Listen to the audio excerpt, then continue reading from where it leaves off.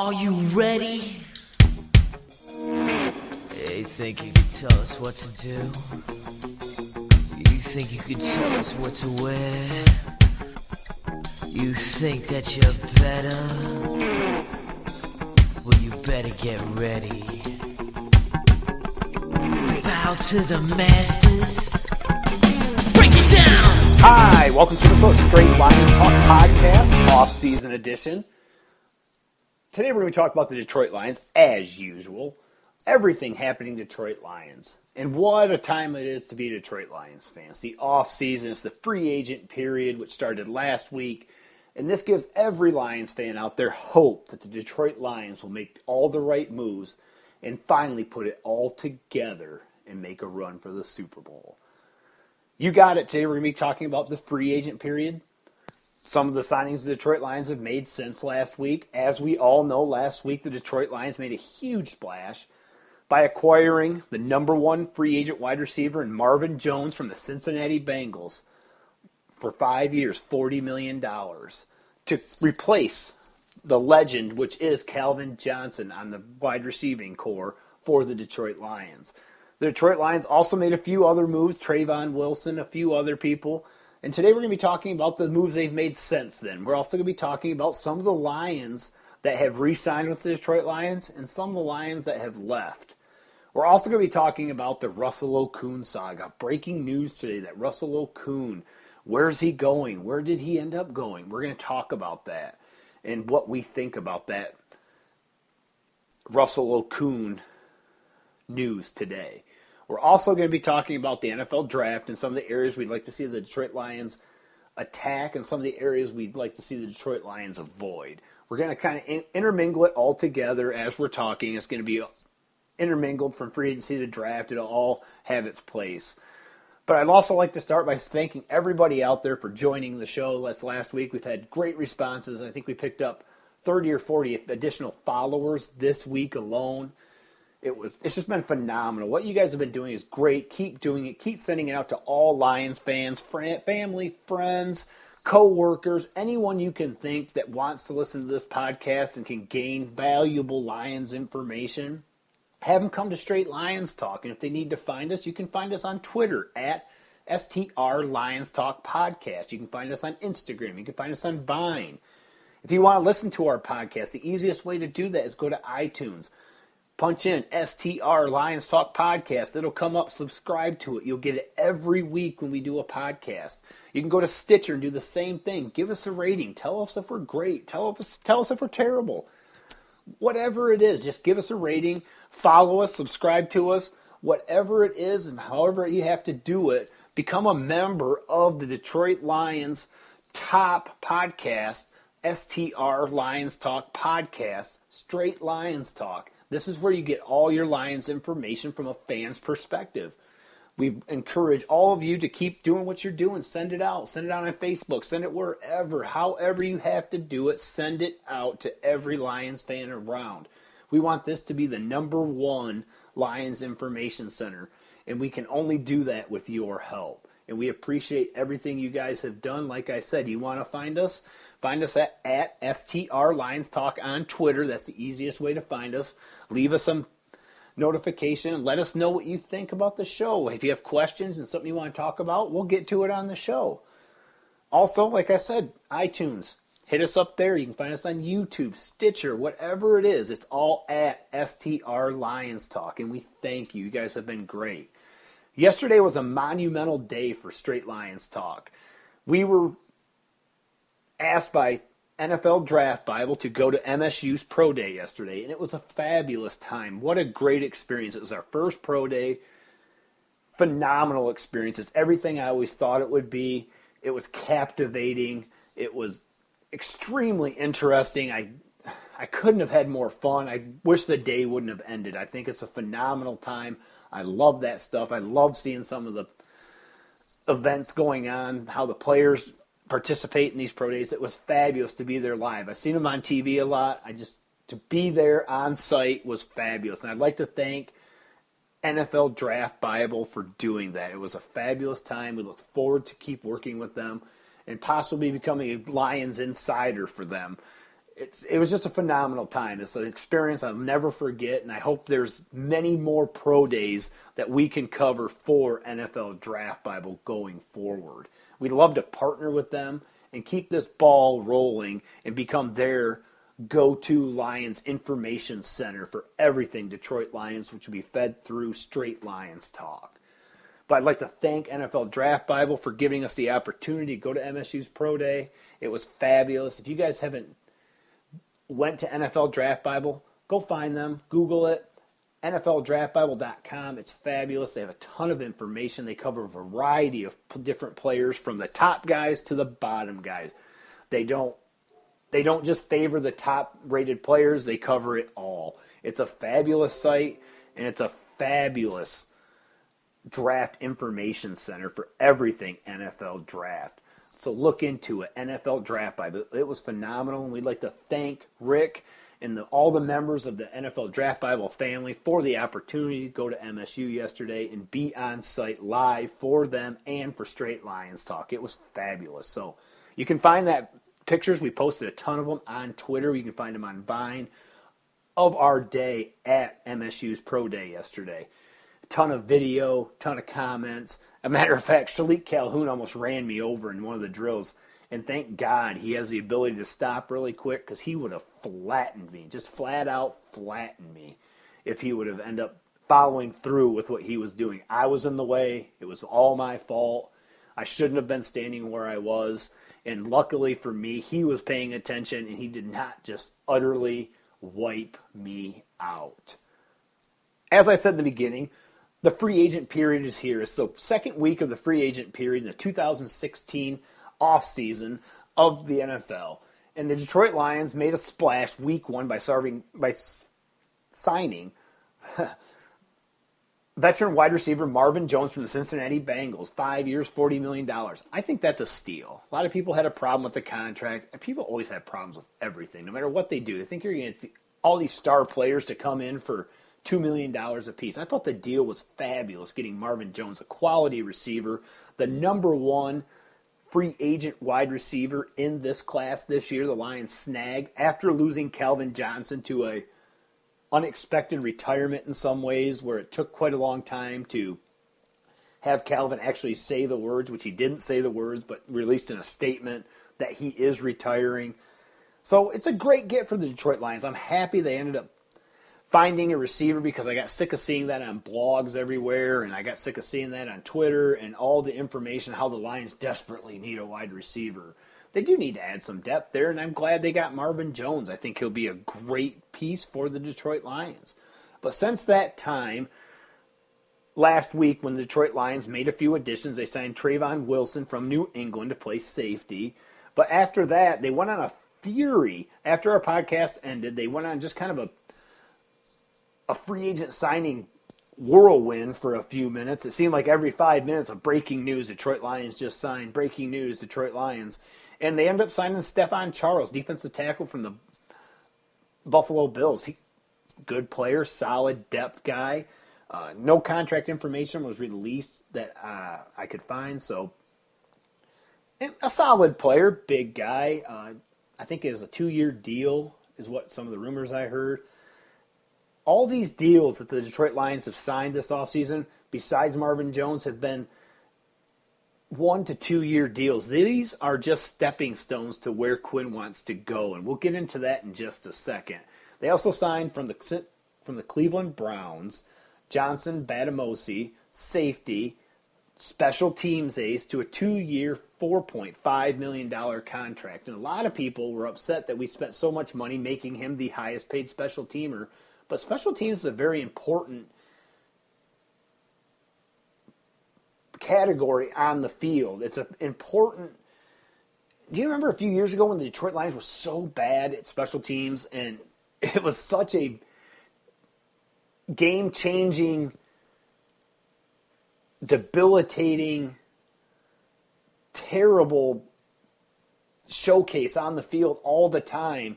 And the Detroit Lions had a terrible punter. They had a terrible special teams game. And it actually would make the other team, give them momentum in times when we thought we were starting to pull the game out of reach for a team.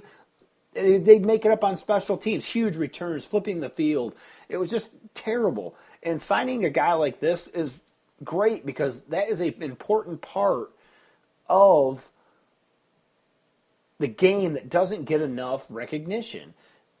And signing a guy like Johnson Badamosi is huge for the Detroit Lions. You have to remember where Bob Quinn comes from. They have Brandon Tate there, and Bill Belichick loves Brandon Tate, and they sign him to pretty decent deals every time his contract is up. And when he becomes useless, then they won't. But right now, he is a very good special teams player, one of the best in the league. And you have to remember, Johnson Badamosi was selected to the Pro Bowl twice, and they only take one gunner every year, and he's went twice. So that's a huge thing for the Detroit Lions to be able to hold the team down and pin them inside the red zone on a consistent basis by having a guy that has the ability to do that on a consistent basis. And I believe that's Johnson Badamosi. I think it's a good signing for the Lions. I really like it. They also signed another safety, Raphael Bush. They signed 3 safeties to a 1-year, $2.5 million contract. Again, a 1-year deal, a 2-year deal. Stephon Charles, 2-year deal. Trayvon Wilson, 1-year deal. This is going to be the new Detroit Lions. These are going to be run-up players, not mainstay players. These are going to be depth guys. We're building a team here. It's something a lot of Lions fans have had a lot of trouble with during this offseason because these deals haven't been elaborate and they haven't signed big-name guys. They are going for players that will outperform these contracts, and if they don't, they're not going to be hindered with huge contract deficits like they have in the past. Raphael Bush is a perfect indication of where the Detroit Lions are going with this. All signs point to him being the starting safety and taking the place of James Ahedibone in the 2016 season. I think it's a great move. A 1-year, $2.4 million contract came from the New Orleans Saints, plays an aggressive style of defense. Now, some of the other things I'd like to make comments on this, I don't know if a lot of people have picked up on this. Trayvon Wilson, Stephon Charles, Johnson Badamosi, and Raphael Bush all came from 3-4 systems. I don't know if anyone else has caught on to that and really found that intriguing in any way, and I'm sure they're scheme diverse and can play a multitude of different schemes. But I just wanted to kind of throw that out there. That I see the Detroit Lions this year, just to make a bold prediction, that the Detroit Lions are more than likely going to play between a 3-4 and a 4-3, depending on the team we play. We're going to be scheme diverse per opponent. And I think that's a big thing. I think that's the way it's going to be on offense. If it requires us to run the football 40, 50 times because they're a terrible run team, that's what we're going to do. If it requires us to play 6 defensive backs, that's what we're going to do. And I think you see that in the way we're attacking the free agent market at this point. And in our book here at Straight Lions Talk, I believe the Detroit Lions are making huge strides in actually building a team. I think the Detroit Lions are doing this smart, and I don't mind any of the decisions Bob Quinn has made so far. I thought from the beginning the Detroit Lions, and we said it before free agency kicked off, that the Detroit Lions were not going to make huge moves this offseason. I honestly didn't even think we'd get Marvin Jones. I thought he would go a few rungs below Marvin Jones and go for the better deal and get a player that maybe was just a tick less valuable than Marvin Jones. A player that maybe didn't have quite the ability of Marvin Jones, but was almost there, but would cost half as much. I kind of thought that was the direction Bob Quinn was going. That's kind of how the New England Patriots attack things. And I thought that's how Bob Quinn was, but I was actually shocked and pleased that he made the move to sign Marvin Jones right out the gate for his basically first huge move as the Detroit Lions' new general manager. I don't mind it. I like the move, and I think he's able to recognize how you build this team, where you spend your money, how it needs to be allocated for success in the future. A few of the Lions that have been retained by the Detroit Lions and decided to re-sign, as of last week, it was up in the air whether Haloti Ngata and Tahir Whitehead would be back. And I'm here to say Both are back with the Detroit Lions. The Detroit Lions have retained Haloti Ngata's rights for the next 2 years at $12 million. It's basically a one-year deal when you break it all down, with the option for a second year, depending on how he performs this year. There was rumors that Haloti Ngata wanted to retire. I don't know where that stems from. I think it all depends on how the Detroit Lions finish this season. If we finish with an 11-5 record, he plays extremely well and isn't hurt, I believe he will be back in the 2017 season, and the Lions will pick up that option. The Lions also retained Tier Whitehead, linebacker, to a 2-year, $8 million deal. Now, that's a player I didn't think we'd get back. I thought for sure he'd go to Philadelphia and reunite with Jim Schwartz, the defensive coordinator there. When that didn't happen, I thought, that's weird. And he ended up going down to Tampa Bay, and I really didn't think he'd come back from Tampa Bay. I thought he would stay down there. The Buccaneers are kind of changing a few things up. He's a linebacker. They need a linebacker. He's a linebacker that can do a lot of different things. He can play on the outside edge. It's a position I thought he was more comfortable playing, but reports are he wants to play in the middle. Now, that brings us to our next odd Lions off-season trivia, I guess you want to call it, or off-season debacle, which it could be, is the Detroit Lions have not cut ties with Stephen Tulloch, middle linebacker for the Detroit Lions. They paid him his $500,000 bonus last week instead of cutting him. Now, I don't get this, unless it's just insurance in case they're not able to draft a linebacker or sign a linebacker in free agency, or it makes more sense for them to cut him June 1. I just can't believe they paid him the $500,000 bonus out of the goodness of their heart, unless it's more cap advantageous to cut him June 1. I haven't really read anything about it. A lot of people were speculating what's going on. Is he going to be the starting middle linebacker for the Detroit Lions in the 2016 season?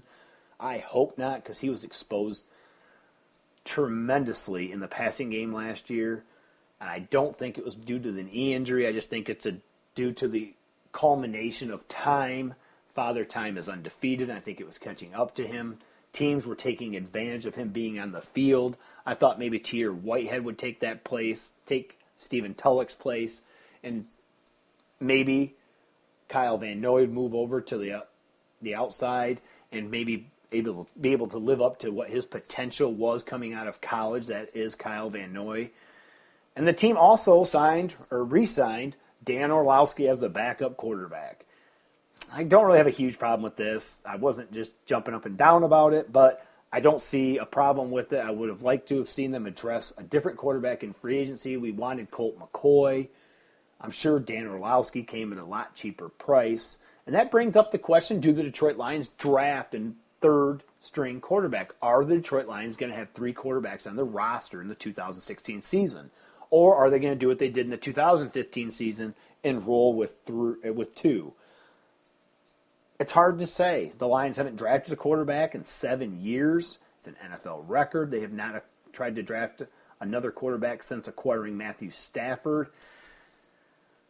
I don't mind Orlovsky, because if Stafford gets hurt, the season's in the toilet anyway. And if drafting a guy as a third quarterback and you want to develop him, if you take a shot at maybe a Connor Cook, who we saw at his pro day yesterday, looked phenomenal, quick release, stands tall in the pocket, leadership skills.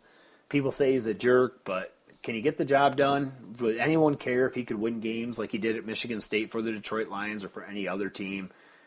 If he gets the job done, jerk or not. I mean, if he's a jerk and he wins games, it's because he's motivated and motivates his players. If he loses games, he's just a jerk. And that's the way I see it. I think Connor Cook is the best quarterback in this draft.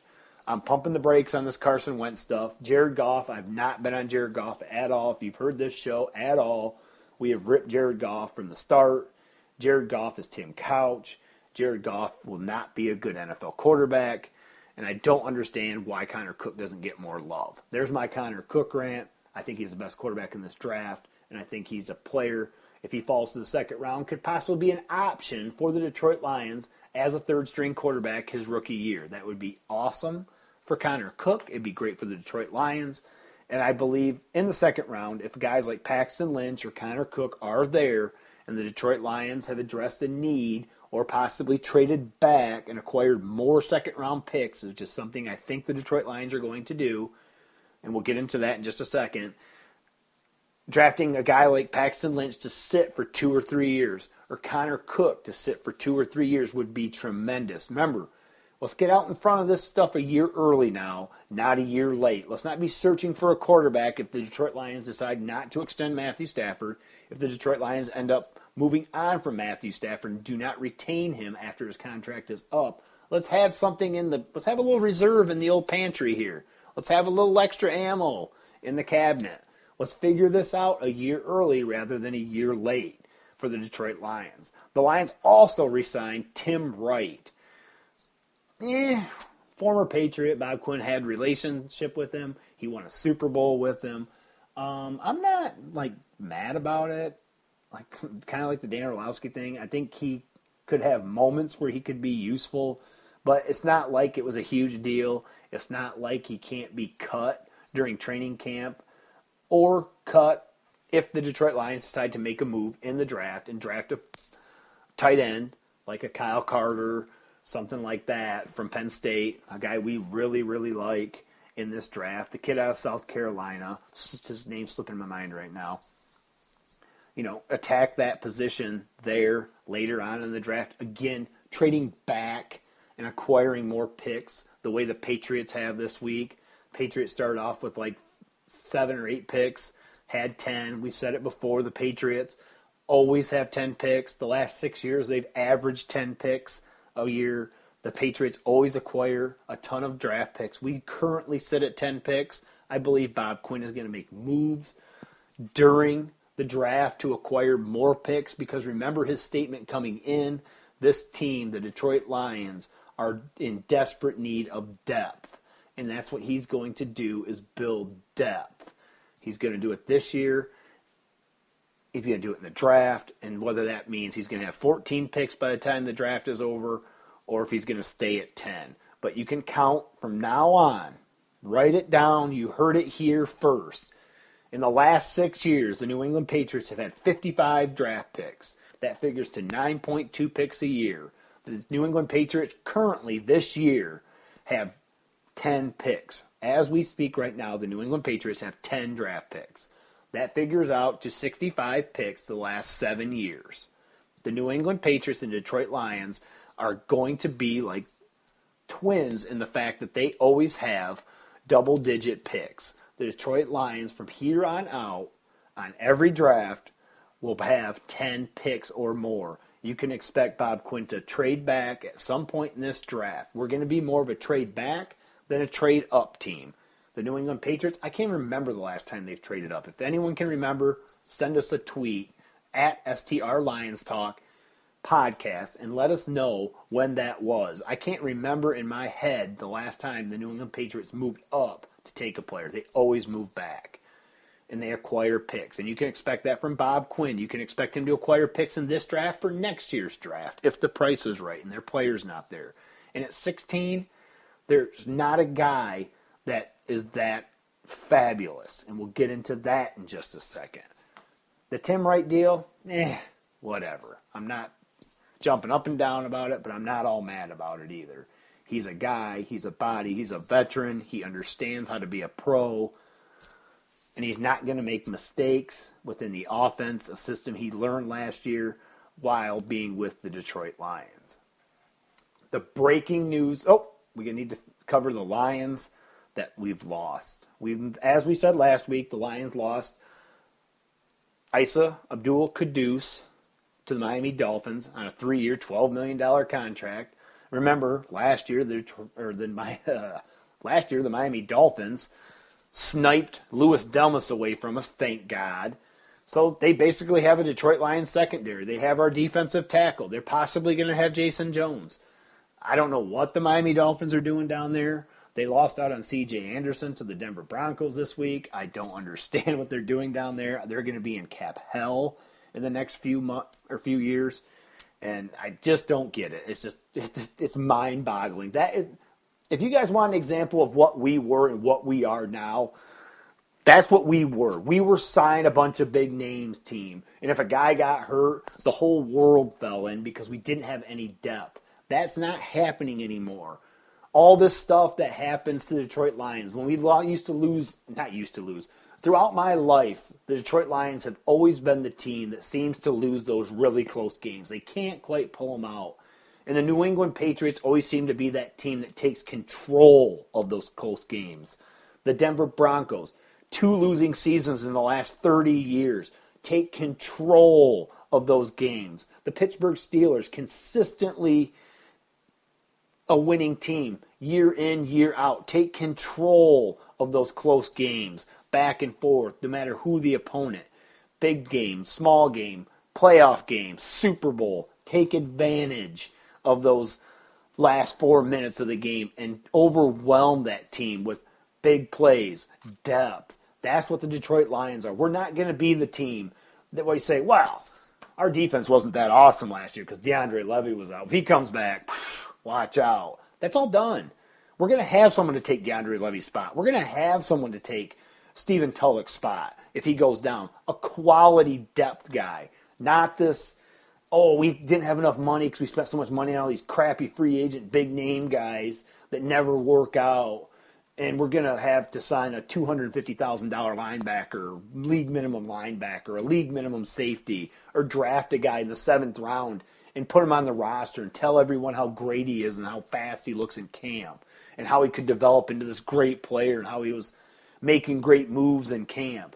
No, that's done. We are going to get veteran help, draft responsibly, and take advantage of every opportunity and watch where every dollar is spent and make sure that those players can outperform those contracts or those players will be gone. And you can expect guys like Ezekiel Ansah, he could get the Chandler Jones treatment in this next year. You do not know how this is going to go. Ezekiel Ansah's age is not in his favor. He is currently 26. He will be 27 by the time his contract is up.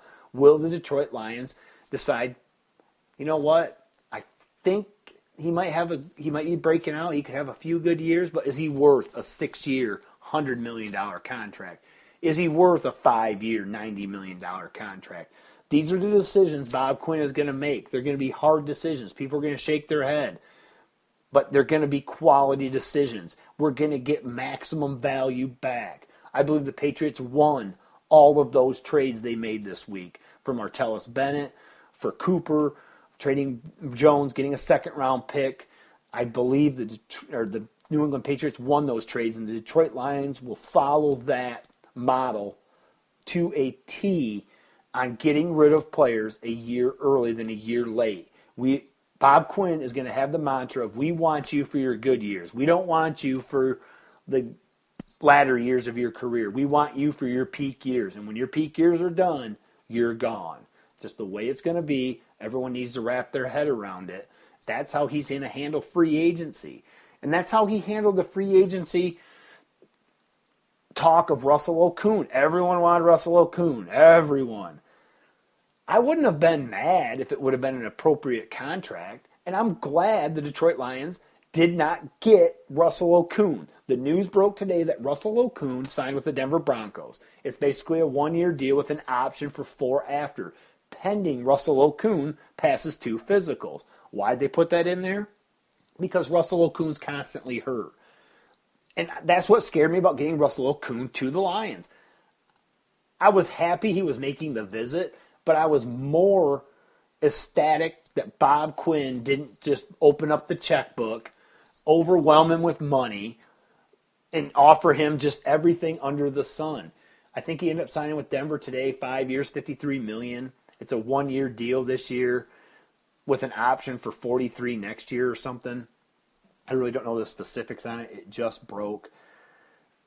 I'm glad Bob Quinn took his time, again, took a scout's approach. He's done this throughout free agency.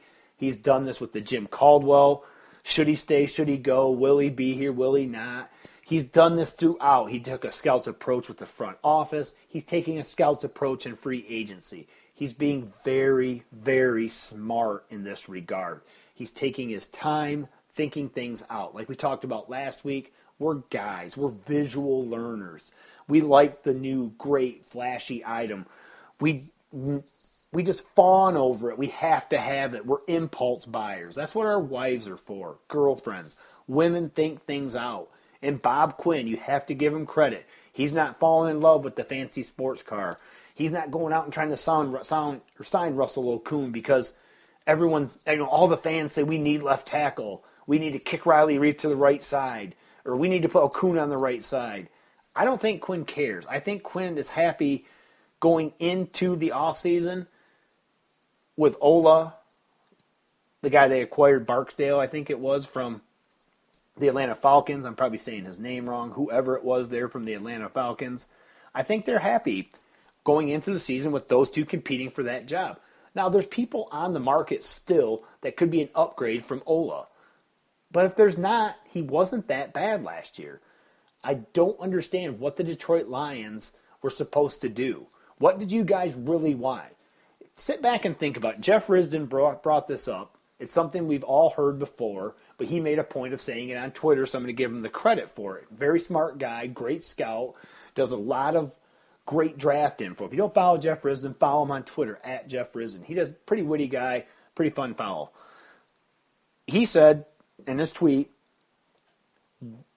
why, you have to look at it this way, Lions fans, why are the Seattle Seahawks, a team that did not have a dominant offensive line last year, that had offensive line troubles, are not bringing back Russell Okung? They have plenty of cap to do it. He would probably give them a hometown discount. It doesn't have to be a huge deal for him, but why would they let what everyone is saying an elite left tackle go on a team that needs an offensive lineman? A team that did not have a dominant offensive line like they did the 2 years going to the Super Bowl. A team that doesn't have to worry about drafting an offensive lineman in the Seattle Seahawks if they keep Russell Okung. Why would they be getting rid of him? Let's think about this for a little bit. He's hurt constantly. Maybe his game isn't as good as it was. And he was good at times. Was he dominant? No, but he was very good. He was probably a top 10 when he was really healthy, top 15 tackle. Is that an upgrade on the right side for the Detroit Lions? Yes. Is it an upgrade for the Detroit Lions on the left side?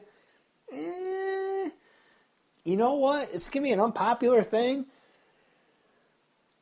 It might be a slight upgrade, but I don't think it's an upgrade by much due to the fact that he's injured all the time. Riley Reif's not injured all the time. He's one of the best left tackles in the NFC. If you guys don't want to admit it, go look it up. He is. He's one of the best left tackles in the NFC.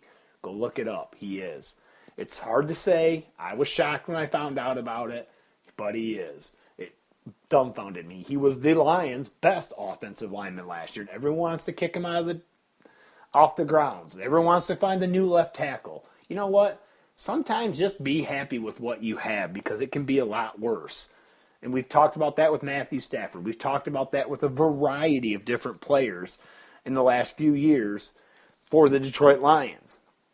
Be happy with what you have. And I have to commend Bob Quinn for not going after the flashy item in Russell Okung. That's a huge thing that he did by not acquiring and chasing Russell Okung. I'm glad he let Russell Okung make the decision. You want to go to Denver? Go to Denver. We'll get someone else. And that's just the way it's going to be. And I commend it. Now, on another thought, I do not want the Detroit Lions to chase left tackle or offensive lineman in this draft. Unless Ronnie Stanley falls to them, which he probably won't, and he's pretty good. He's not fabulous, but would he be an upgrade ceiling-wise to Riley Reif? I believe so. Would it benefit him to play on the right side for a few years to get his feet wet and then kicking over to the left side? Yes. If they made that pick at 16, I wouldn't be all mad. We've come out and said this 100 times. We believe the best offensive player in this draft is Ezekiel Elliott, and if he falls to the Detroit Lions at 16, you run to the podium and draft him. He's our number one pick for the Detroit Lions if he's available. More than likely he's not going to be. I believe he's going to go to Philadelphia if he's not chosen sooner. Philadelphia picks 8. But the Detroit Lions need to address the left tackle position or the right tackle position, but I don't think they need to go out and try to address that position by forcing that position in this draft, which is weak at the left tackle and offensive line positions after the second round. I don't really like Taylor Decker a lot. Jack Conklin, he was at the pro day yesterday. Not as big as I thought he would be. He's probably going to be a quality, serviceable offensive lineman, but he's not a guy I would reach for in the first round by any means. I think he has holes in his game. This is Conklin. I believe he would struggle against premier pass rushers immensely. I think they would run by him. I didn't see elite foot quickness from him, but I think he'll be serviceable in the NFL with the right coaching. He does need to add some size. He wasn't as big as I thought he would be. Jack Allen, on the other hand, extremely big guy, great feet, some of the best feet a lot of people have seen the last few years. Matter of fact, I was standing by Mike Mayock, and he was talking to a scout, and he was commenting on his feet. That is Jack Allen, how great his feet are, and that they haven't seen feet like this in years from a center. So kudos to Jack Allen.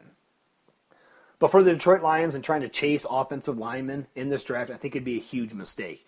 Like I said before, I really honestly at this point believe, and it'll probably be out in our next mock draft. If you guys didn't catch our latest mock draft 2.0 edition, you can find it on Twitter at STR Lions Talk Podcast. You can find it on there on our likes page. And we cover what we think the Detroit Lions are going to do. It has the compensation picks in this one from the 1.0. So, in 3.0, we're probably going to show you guys what we're talking about and where we think the Detroit Lions are going in the draft. And I believe they are going to trade back. I can see it. Unless a guy like Ronnie Stanley falls there at 16, Ezekiel Elliott, I do not believe the Lions will make that pick at 16. I don't think it's going to be Taylor Decker like everyone wants. I don't think it's going to be a wide receiver like everyone wants. It's going to be a defensive lineman. I think it's going to come down between Sheldon Rankins or Jerron Reed, defensive tackle out of Alabama. And the more and more I think about it, I think it's going to be Jerron Reed out of Alabama. And I think it's going to be later on in the draft in the 20s. I think he fits the profile the Detroit Lions are going for and the size they want in a defensive lineman. And I just kind of see that where the Detroit Lions are going in the draft. That's just the way I see it. I think they're going to acquire more picks to build more depth. And by us not signing Russell Okung in this draft and us not trying to chase offensive linemen in the draft and not signing Russell Okung in the free agent period and chasing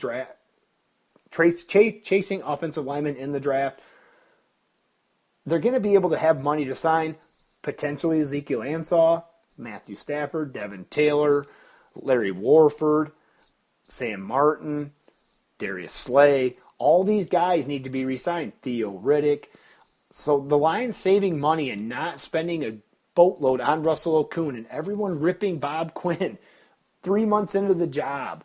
People are ripping Bob Quinn. He doesn't know what he's doing. Do you ever think that maybe we don't need to sign the Detroit Lions, that is, do not need to sign the flashy guy? We've always signed the flashy guy. We've always made a splash in free agency. We did it with Martin Mayhew for years. Where did it get us? 2 playoff appearances and an up and down roller coaster year after year, not knowing when we were good, we were bad. When we were bad, we were good. When we were supposed to be average, we were okay. It was never steady. This is how it's going to be from now on. We're going to be steady. We're not going to spend a ton of money in free agency. We're not going to make a splash in free agency. We are going to be more known for the moves we make for the players that you think we're going to retain, like a Darius Slay. Maybe we trade him. Bob Quinn, Darius Slay comes out and went $23 million a year. Bob says, that's cool. You can get $23 million. He trades him, and out the door he says, you're just going to get $23 million somewhere else. Ezekiel Ansah, 27 years old next year when going into free agency. Maybe Bob Quinn says, is he really going to be great for 3 years? Is there more upside, or has he hit his peak? Is this as high as he can go? And if it's not, how many years of elite performance does he have, and can he keep growing? Nope, he can't. Out the door. Matthew Stafford doesn't perform, thinks he can have a better option at quarterback, he'll be gone. All these players, I think you're going to remember Bob Quinn for the tough decisions he makes and the players that you were like, oh my God, they let him go? The Patriots have done it. They did it to Willie McGinnis. They did it to Lori Malloy. They did it to Lori Malloy. They did it to The defensive tackle went to Oakland. I just had his name and I forgot it. Yeah, I'll think of it in a minute. But they did it to him also. You just have to get used to it. It's just the way it's going to be for the Detroit Lions going into the Bob Quinn era. They're not going to do it. They're not going to risk the future on huge contracts. The Patriots never signed guys to huge contracts, ever. Tom Brady, that's it. If you're going to see money spent, and Matthew Stafford's the guy for the Detroit Lions, which we believe he is, that's where the money's going to be spent. That's our show today. We'd like to thank everybody for joining us, and you can find us next week with another edition of Straight Lions Talk Podcast. If you guys want to follow us on Stitcher at STR Lions Talk, iTunes at STR Lions Talk. Like I said, give us a rating, follow us, subscribe to us so the show automatically downloads into your account and you can listen to us every week at this time. Again, if you want to follow us on Twitter at STR Lions Talk Podcast, I'd like to thank everybody for joining us, and I'll see you next week.